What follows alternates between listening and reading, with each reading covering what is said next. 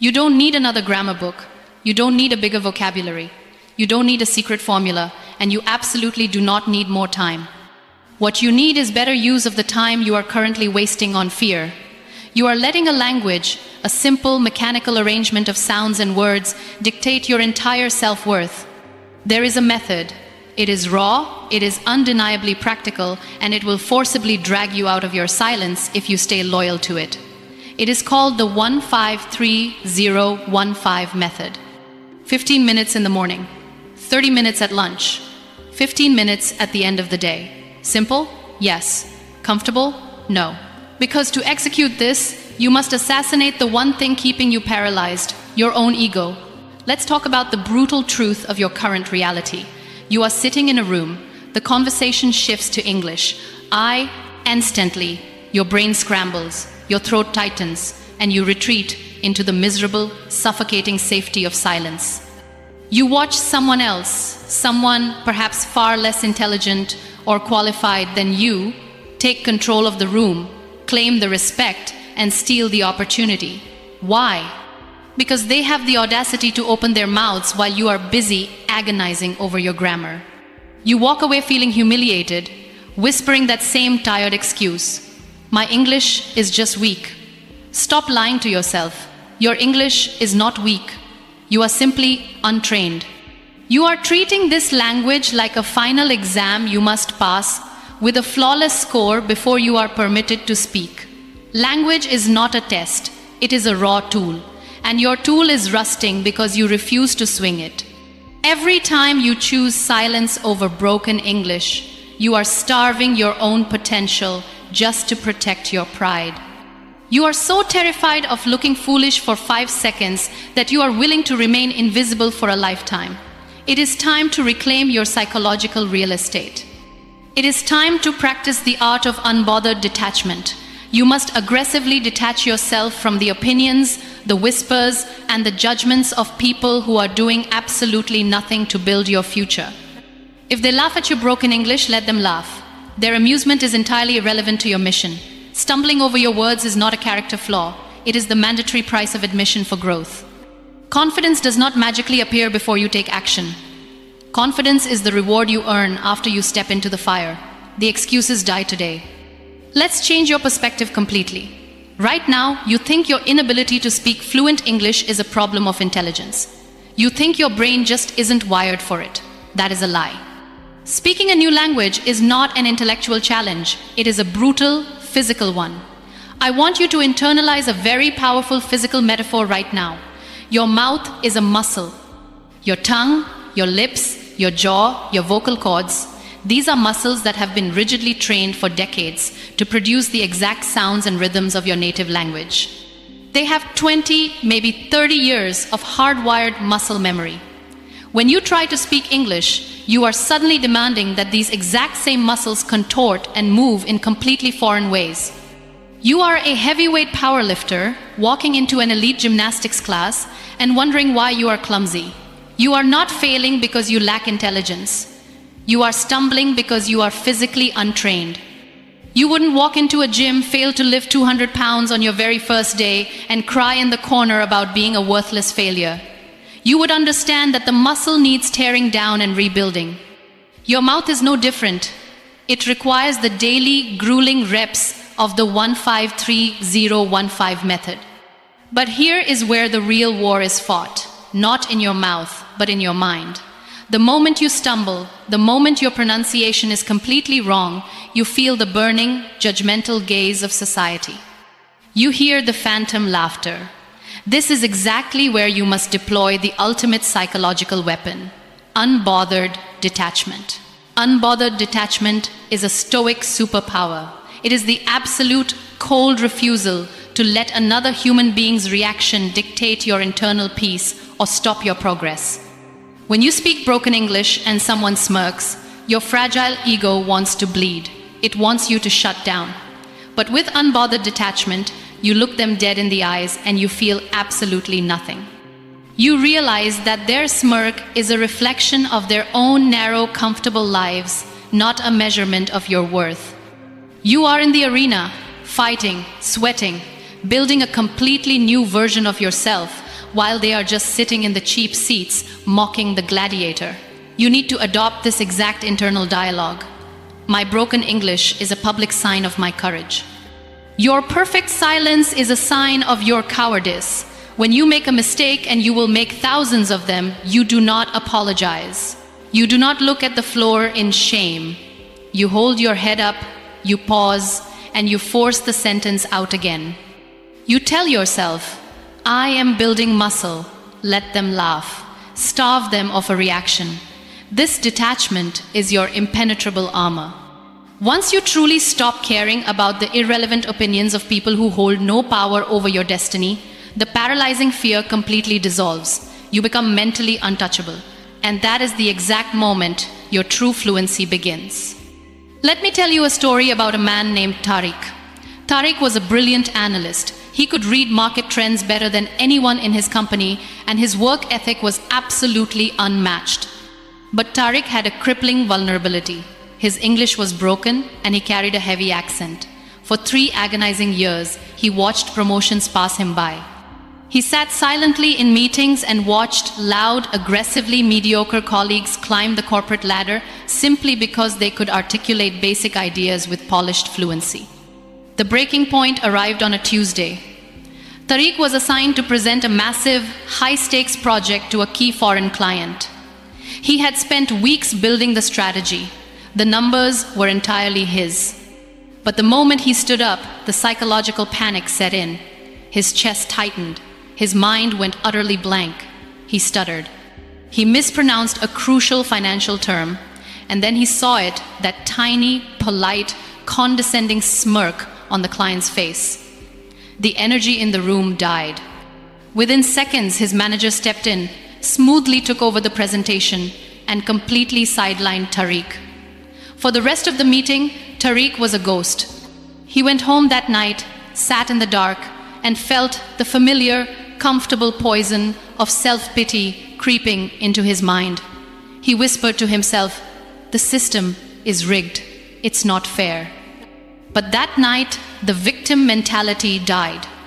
He realized that complaining about fairness is the ultimate loser's game. The marketplace does not care about your feelings. It only respects the value you can clearly communicate. Tariq stopped waiting for a linguistic miracle and started executing the 153015 method. There was no glamorous movie montage. There was no overnight magic. It was nothing but brutal, quiet, stoic discipline. At 6 a.m., in the dead silence of his small apartment, he did his 15 minutes of foundational work. He stood in front of his bathroom mirror, staring at his own tired eyes, repeating basic phrases out loud. I am commanding my space. I am articulating my values. During his lunch break, while his colleagues gossiped and wasted their lives scrolling through social media, Tariq walked out to the parking lot and locked himself in his sweltering car for 30 minutes. He spoke aloud to the dashboard, fiercely practicing client negotiations. He stumbled, he sounded foolish to himself, but he kept talking. At night, he dedicated his final 15 minutes to cold reflection. He wrote down his mistakes. No guilt, no shame, just raw data for tomorrow's battle. Months passed. His ego constantly screamed for him to quit, but he starved it. He mastered unbothered detachment. 6 months later, another major client meeting arrived. The same manager tried to speak over him, but this time, Tariq didn't shrink. He held up a hand, looked the client dead in the eye, and spoke. His grammar wasn't flawless. His accent was still distinctly his own, but his voice was a weapon, steady, deliberate, and entirely unshakable. He didn't just learn English in those daily pockets of time. He forged an entirely new, bulletproof identity. If Tariq can build that armor in the shadows, what exactly is your excuse? Let's strip away the theory. It is time for raw execution. You are going to deploy the 153015 method. This is not a magic pill. It is a mechanical, relentless, daily protocol. It requires no talent, only discipline. If you stay loyal to it, it will completely rewire your brain and reconstruct your vocal muscle memory. Here is your exact daily blueprint. The first 15 minutes of your day are not for scrolling through social media like a mindless zombie. When you wake up, your brain is quiet. The world has not injected its noise into your head yet.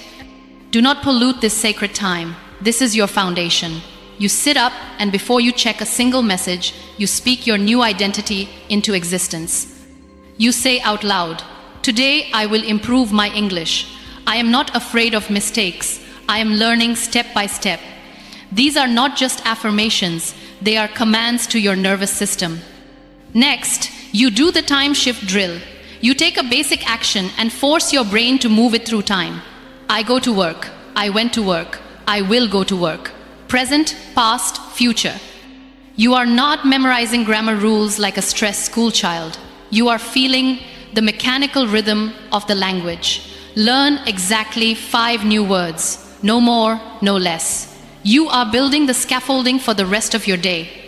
This is where the weak fail and the committed pull ahead.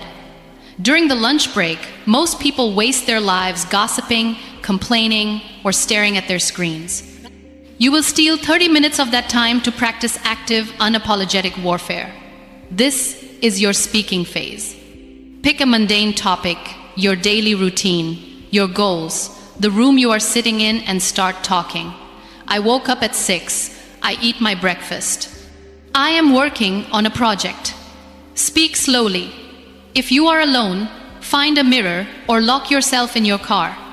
Look directly into your own eyes and say, "I am improving every day. I am not perfect, but I am progressing." Progress is infinitely more valuable than perfection. Interrogate yourself. What did I do yesterday? What will I do tomorrow? Force the answers out. Let your tongue stumble. Let the broken English flow. It doesn't matter if it sounds ugly. Repetition builds confidence, and confidence forcefully constructs fluency. The final 15 minutes of your day are your healing and analysis phase. You do not rush this. You sit in absolute quiet. You review the battlefield of your day. What did you learn? What did you completely mispronounce? You open a notebook, your personal ledger of growth, and you write it down. Record one new word you used, one complete sentence you spoke, and one brutal mistake you made. For example, mistake.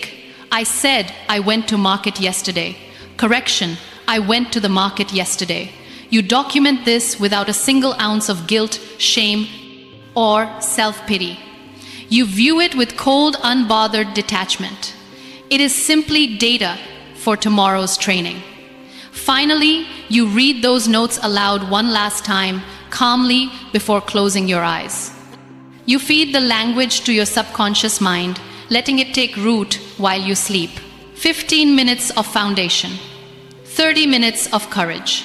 15 minutes of reflection. That is your daily war. Let us address the silent killer. You might be putting in the daily work, you might be executing your 153015 routine behind closed doors, but the moment you step out into the real world, you still freeze. Why? Because you are harboring a toxic parasite in your mind.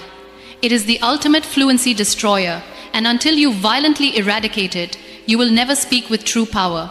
That habit is internal translation.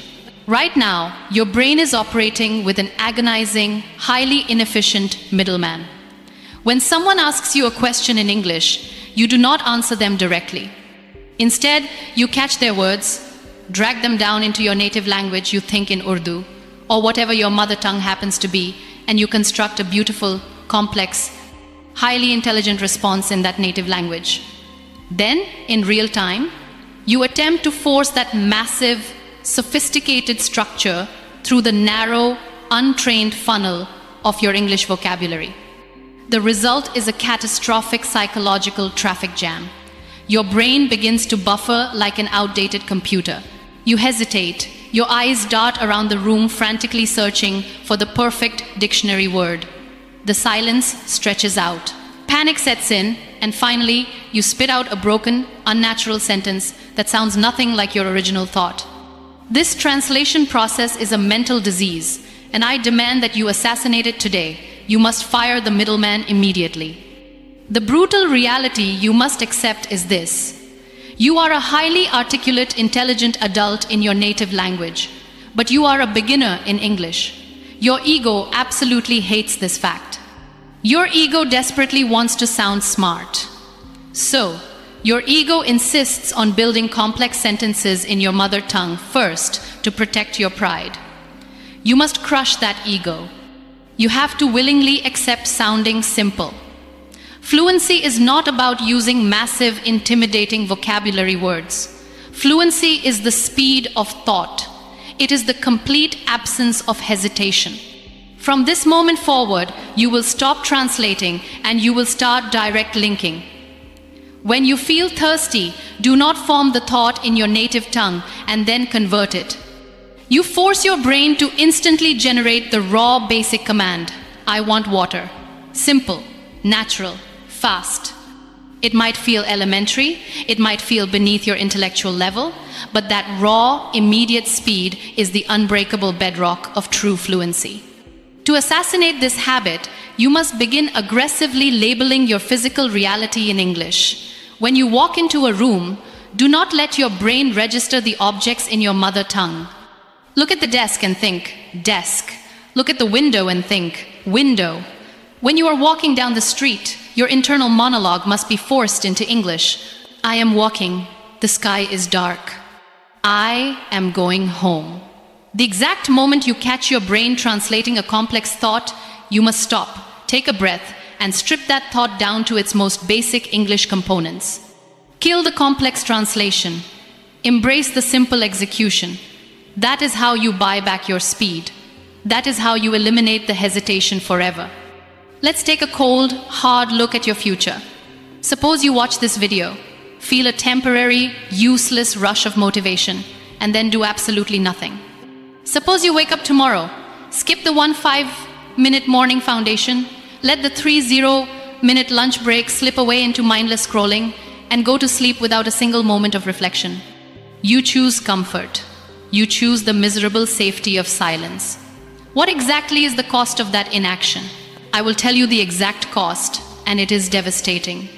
5 years from now, you will be sitting in the exact same chair, wrestling with the exact same paralyzing insecurities. But it will be infinitely worse, because the world will have aggressively moved forward without you. You will sit in meetings and watch promotions, raises, and leadership roles be handed directly to people who are fundamentally less intelligent, less experienced, and less capable than you. They will confidently step right over you. They will take the respect that should have been yours. They will claim the financial rewards that your family deeply deserves. Why? Because the marketplace is completely ruthless. The marketplace does not care about your hidden potential. It does not pay you for the brilliant, complex ideas locked silently inside your head. It pays you strictly for the value you can clearly and confidently communicate to the world. Your silence is literally bankrupting you. Every single time you refuse to speak because you are afraid of a grammatical error, you are handing your money, your influence, and your power over to someone who simply had the courage to sound foolish for a few minutes. You are voluntarily stepping aside and letting louder, lesser people dictate the boundaries of your life. That is not just a language problem. That is a tragedy of wasted potential. You must look in the mirror today and ask yourself the hardest question of your life. Look at the people around you who are succeeding, who are leading, who are claiming the top spots in your industry. They are not gods. They do not possess a magical linguistic advantage. They simply possessed a relentless resolve and refused to let fear dictate their actions. So, I ask you, why not you? Why not command the room? Why not negotiate the elite contracts? Why not build a fortune? Your current marketplace value is being artificially suppressed by your own fragile ego. You are choosing to be poor in influence because you are too proud to be a beginner in English. You must make a definitive choice. You can either continue to pay the excruciating daily tax of lost opportunities, or you can pay the temporary, uncomfortable price of daily discipline. The pain of discipline weighs ounces. The pain of regret weighs tons. Which weight are you going to carry for the rest of your life? Let this be the exact moment everything changes. We are no longer talking about memorizing grammar rules, compiling vocabulary lists, or passing an exam. We are talking about a fundamental, aggressive shift in who you are. This is your Stoic rebirth. Fluency is not a final destination you magically arrive at. It is a brand new identity that you must deliberately wear every single day. You will no longer say, "I am trying to learn English." That is the hesitant language of the weak. From this exact second, your internal dialogue permanently changes to, "I am an English speaker who is training daily." One statement breeds continuous hesitation, the other commands unstoppable growth. I am issuing you a strict, non-negotiable 30-day challenge. For the next 30 days, you will execute the 15-30-15 method with ruthless consistency. You will dedicate 15 minutes to building your foundation in the morning. You will force 30 minutes of courageous, out-loud speaking at lunch. You will commit to 15 minutes of cold, objective reflection at night. You will not skip a single day because you are tired or too busy. Being busy is a comfortable myth created by people who do not prioritize their own evolution. You will carve out this single hour, even if you have to steal it from your sleep. During these 30 days, you will fully embrace the discomfort. You will stumble, you will pause awkwardly, and your native accent will heavily bleed through. Let it. This is where you master the absolute art of unbothered detachment. When the familiar fear creeps up into your throat, you swallow it down and you speak anyway. You must realize that the perfect time to start simply does not exist. There will never be a magical morning where you wake up feeling entirely fluent. The only way to build the linguistic muscle is by getting under the uncomfortable weight of daily, ugly practice. Do not wait for next Monday. Tomorrow is a comforting psychological disease that will quietly kill all of your dreams. The only time that holds any actual power is right now. You have the exact blueprint. You understand the deep psychology. The only thing left is the brutal, daily execution. Remember, you are not weak. You are just untrained. And today, your training officially begins. If you are finally done with the cheap excuses, if you are ready to assassinate your silence and reclaim your power in the marketplace, I want you to make a public vow right now. Scroll down to the comments section and type this exact sentence. I commit to the 15-30-15 method. My excuses end today. Draw a definitive line in the sand. Commit to the Stoic process, embrace the heavy pain of discipline, and watch how powerfully your reality transforms. Now, get to work.